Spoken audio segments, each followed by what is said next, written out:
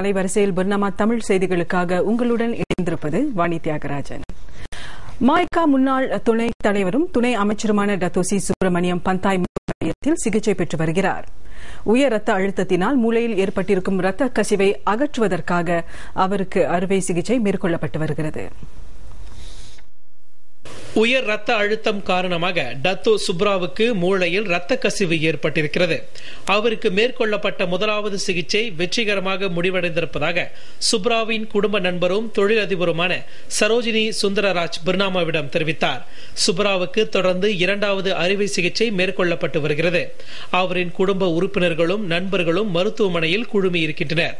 பல முக்கிய புள்ளிகளும் மருத்துவமனைக்கு வந்து சென்றிருக்கின்றனர். மாயிகா முன்னாள் தேசிய தலைவர் டத்தோ ஸ்ரீ சா சாமிவேலு நண்பகல் 2:15 மணிக்கு மருத்துவமனைக்கு வந்திருந்தார். சுப்ரா விரைவில் குணமடைவதற்கு ஆண்டவனை பிரார்த்திப்பதாக சாமிவேலு தெரிவித்தார். 67 வயதான டத்தோ சுப்ராவுக்கு கிறிஸ்டினா என்ற மனைவியும் 33 மற்றும் 32 வயதுகளில் 2 மகன்களும் 26 வயது மகளும் உள்ளனர். அறுவை சிகிச்சை 95 விழுக்காடு வரையில் வெற்றிகரமாக அமையும் என்று மருத்துவ நிபுணர்கள் நம்பிக்கை தெரிவித்திருக்கின்றனர்.